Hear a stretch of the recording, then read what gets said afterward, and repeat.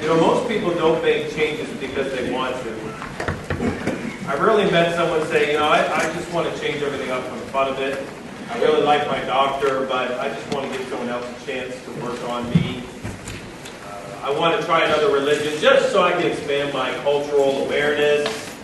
Probably when you're young, you have a desire to want to leave and go see someplace else. I know the young people say, oh, I want to get out of St. Mary's County and see another part of the country. But once you're married and you've settled down, you don't really feel like making a whole lot of changes. Once you become involved in a community and you got some roots, it's harder to change. Once you've learned a skill or a trade and you've worked hard to become knowledgeable in some field, you don't just want to reinvent yourself on a whim and try to learn something else. Generally speaking, when things are working for you, you don't want to change. More often than not, when we do change, it's not because we want to, but it's because we have to. We have to. We change because something is no longer working.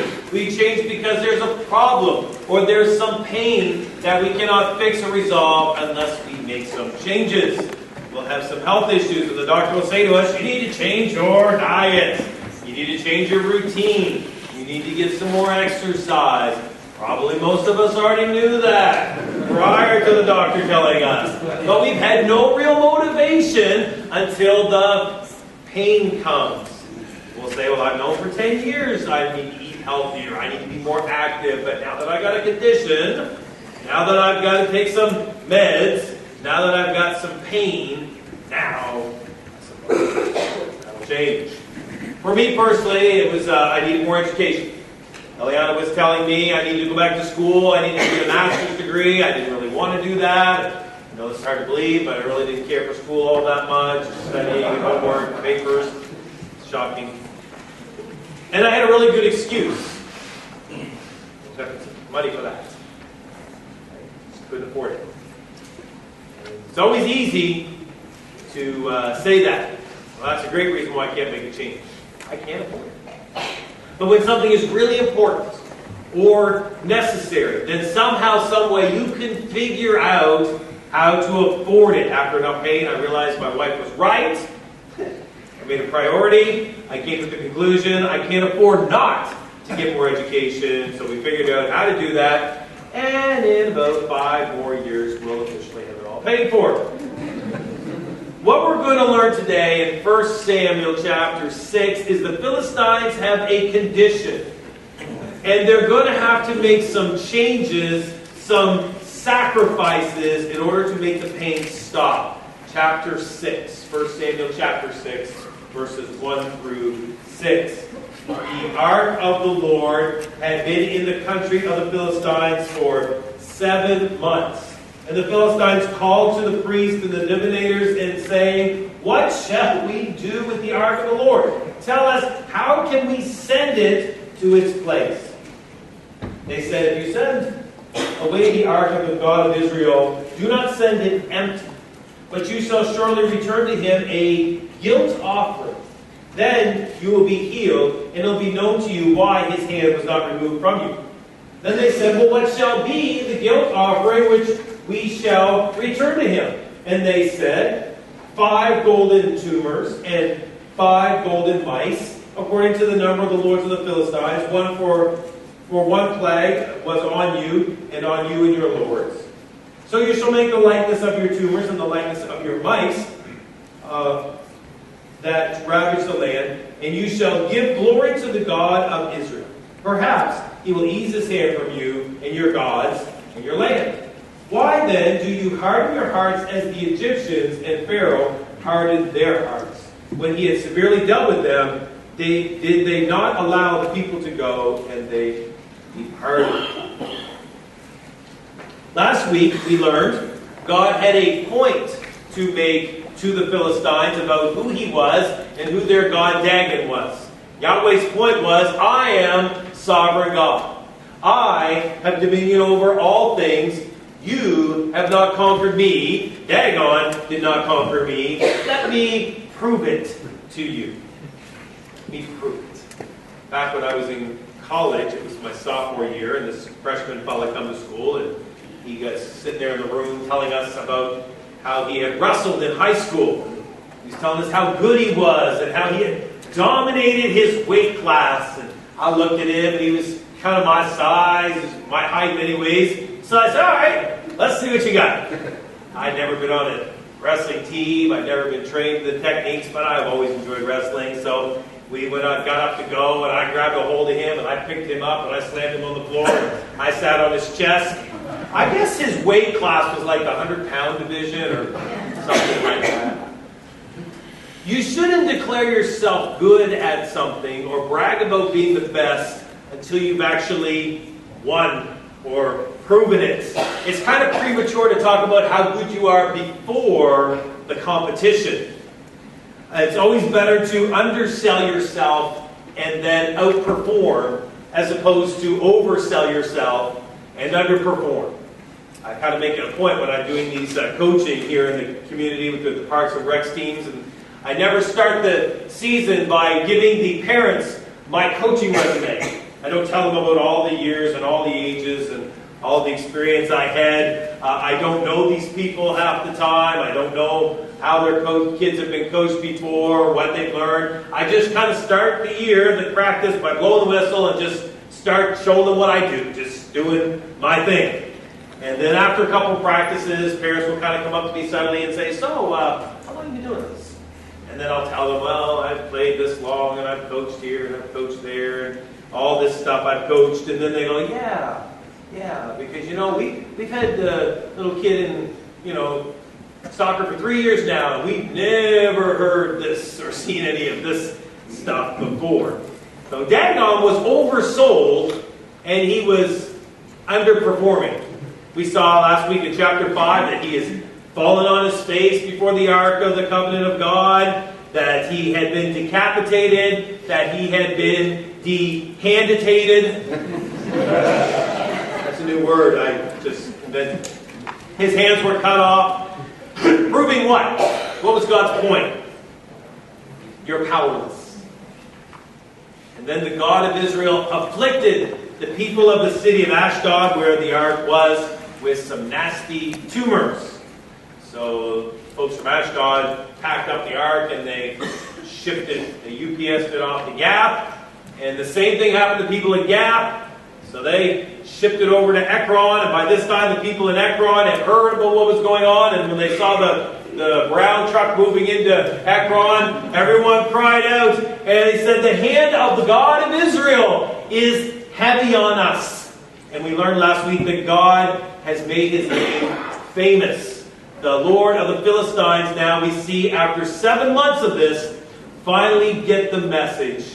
And they call, in verse 1 to 2, the priests and the divinators together, and they ask, tell us how to send this away. How do we get rid of this ark? So what has happened? What has happened here? Well, after enough pain, they finally decided to stop trying to conquer the God of Israel, to admit defeat, and call their spiritual leaders for some spiritual counsel. How long did it take them to get there? 7 months of pain. And now they're finally ready to change. How much pain does it take before you're ready to make some changes? Will it take you a few weeks of pain? Will it take you 7 months of pain? Will it take several years? It took me at least 4 years to finally get where Ileana was on that whole education thing. After 4 years, I finally said, I think maybe it's a good idea I go back to school. And her gracious approach and response was, you think? Some people don't like pain. They get the point real quick, and they change. Others, it takes us a long time. We don't get it quite so fast. Matter of fact, some people never get it. It says in 1 Corinthians chapter 11, Paul's talking to the church at Corinth, talking to them about their coming to the Lord's Supper, to remember the body and blood of Jesus, and coming in an unworthy fashion, coming with sin in their lives.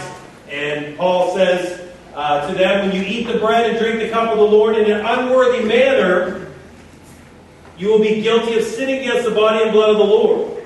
Everyone ought to examine themselves before they eat the bread or drink the cup. For those who eat and drink without discerning the body of Christ, eat and drink damnation, the King James says. Judgment to themselves, because they don't discern. That's why Paul says many are weak and sick, and why many die. Many are weak and sick, and many die because they're coming not confessed up, not dealing with their sin. They're coming in an unworthy manner. Some people would sooner die instead of change. This is a very judgmental sounding concept, a painful subject to talk about, but it's wise to learn from other people's mistakes. It's wise to learn from history. If we see something is hurting or killing someone else, we should have the discernment to say, I don't think that's a smart thing to do. I don't think that's very wise. My grandfather was an alcoholic. As long as I knew him, he was an alcoholic. And that addiction caused a lot of damage to my family. And I can see that sickness and I can see that damage it caused, and I can say, that's something I don't want to go through.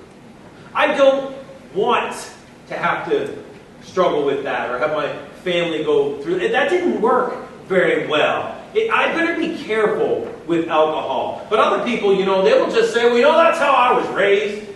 And that's what my grandfather did, and that's what my father did, and that's what I do. And they have no interest in changing. They're just going to stay right on that course. You've seen cities, we've seen governing bodies do the same thing. Continue on with failed policies and failed government and keep doing the same thing over and over, even though it's making things worse. And some of you folks move here from Detroit, right? And a lot of people had to leave that city, and they just continue on with the same policies, even though it's not helping. I've seen churches do this as well. Churches can be weak and sick and lifeless, and the people who are still in them will say, well, this is how we've always done things. This is what we like. Does it matter that the church is dying? Not really. They sooner die than change. In chapter 5, verse number 11, if you look up there for a moment, in chapter 5, verse 11, the people said to the lords of the Philistines, send away.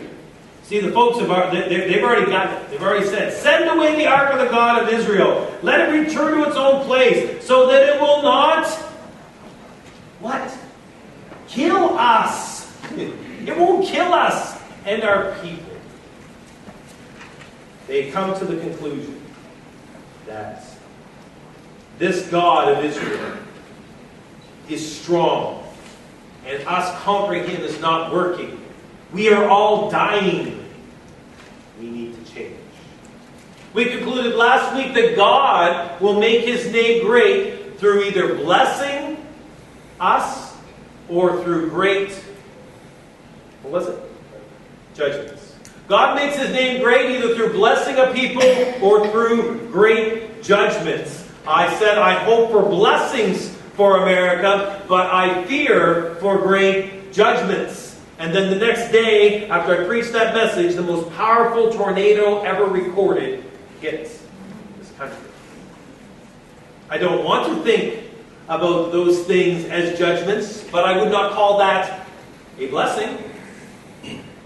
I know it's more popular to claim to be strong and proud in the face of calamity, but I think that's overselling and underproducing. I would prefer that our nation would show some humility, that we would have some national confession and some national repentance from our leaders. Then we would know that the patriotic rally cries of God, flag, and country would actually have God first, as he's supposed to be. Then I would know that we are working for God as a nation, and I could expect God's blessings as opposed to working against God, which it seems more and more that's what we're about. And I know that working against God is really not all that wise. God resists the proud, but he gives grace to the humble. It only took the Philistine nation 7 months. How much longer will it take our nation? How long will it take you? The Philistines' Lord said to the spiritual leaders, tell us how to send it back.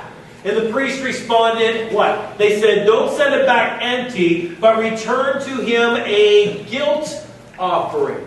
A guilt offering. What does that mean, a guilt offering? Well, according to the law of Moses, the guilt offering was a special kind of offering that was required in cases where someone had been denied their rightful due. The value withheld had to be given back to the person. On top of that, a 20% of whatever that value withheld, a 20% was tacked onto it. So if someone had committed fraud, they had to make a guilt offering. So whether you were cheating somebody, or robbing somebody, or oppressing someone, failing to report findings of lost property was also fraud. You know, we growing up, we used to say, finders keepers, losers weepers, right? But that's really not biblical. That's not in the Bible, just so you know, that's not a verse. No.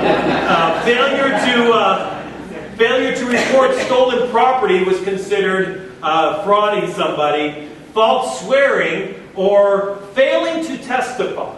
Whether lying about somebody, swearing against them, or failing to even testify, the person who did that had to make a guilt offering, had to confess his sin, he had to make restoration what was taken, and then he had to give another 20%. So basically, some activity where you have benefited by taking for someone else something that didn't belong to you, whether it was through cheating or robbing, oppressing, failing to report the findings of lost property, false swearing, or failing to testify would require the guilt offering. Okay, so which of those are the Philistine lords guilty of? The priest said you've got to make a guilt offering. Which one of those are they guilty of? Initially, in their mind, they would say that we are guilty of none of that. None of the above. We won that ark of the God of Israel in battle. We took that fair and square. We beat them. That would be called a spoil of war. They couldn't defend it, so we took it. That would have been their belief. But as we talked about last week, their belief did not match up to the facts. Right? There's beliefs and there are facts. And there's lots of beliefs out in the world, but do the beliefs match the facts? Well, what are the facts that they're dealing with? For the last 7 months, the fact has been that God's hand has been heavy on them. It's on them. And daggone their great God is powerless to pick God's hand. So, the facts speak louder than their beliefs. And they have to decide, do we admit we're guilty, offer this guilt offering, or do we just keep taking that beating? I think the priests are concerned that the Philistine lords would not take this advice and admit their guilt and offer the offering, which is why they say in verse number 6, and they say, offer the guilt offering, verse 5, that he will ease his hand from you and from your gods and from your land. Why, he says in verse 6, why then do you harden your hearts as the Egyptians and Pharaoh hardened their hearts when he severely dealt with them? Start talking about the Egyptians again. It was well known that Pharaoh wouldn't admit defeat to the God of Israel. See, the Israelites at that time, they were living in Pharaoh's land, were what? They were just slaves. And this God that they worship is some slave god, right? Some weak god. And here we are, great Egypt. We are so much more powerful, and Pharaoh thinks he's a god. And they're not going to admit defeat to that. So God has to do what to them to get their... What are the facts that he keeps pouring on? 10 plagues. The last one being the death of the firstborn child. And then even after that, all of the Egyptian army gets wiped out at the Red Sea. By the way, how long ago was that from what we learned last week from Samuel? How long ago was that? 400 years. They're still talking. The Philistines and the people in the land are still talking about what God did to the Egyptians 400 years ago. Everybody know their history? Everybody know what happened 400 years ago? Right? That's how we said last week that God would make his name great. God had made his name famous in the land. So far, the Philistines have suffered how many plagues? How many? For the text. First service got it. Come on, somebody. One or Doug? Two, right? Read the text. We talked about one last week, but what was the other one in there? That's right, some mice. They had mice. A plague of mice, not cicadas like we're having, but mice are ravaging the land. What are mice going to do? Besides make you jump on a chair and scream. They're going to eat everything up, aren't they? They're going to eat up all your storage. They're going to get in. They're going to poop on everything. You're going to, right? That's what mice do. It's a poop plague. Also, being a vermin creatures, scholars have wondered that maybe the mice have brought in the disease that's caused the tumors. Like the bubonic plague or the black plague of Europe. It was caused because of it was caused because of everybody dumping their sewer into the street, and that brought rats, and then rats brought the mosquitoes which bit everybody, and everyone ended up with a nasty disease. So maybe not, that's what scholars have wondered, but they're putting two and two together here, right? The high priests of the Philistines are putting two and two together. Just like Egypt, they had a plague of frogs, and a plague of lice, and a plague of flies, and then they had some boils, and they're seeing a trend here. We got mice, and we got nasty tumors, and let's not see if we can get 10 more plagues here, guys. Let's see if we can get out of this pain before it gets any worse. Let's not lose our firstborn child before we will admit that we have stolen from God, that we're not stronger. He ain't happy,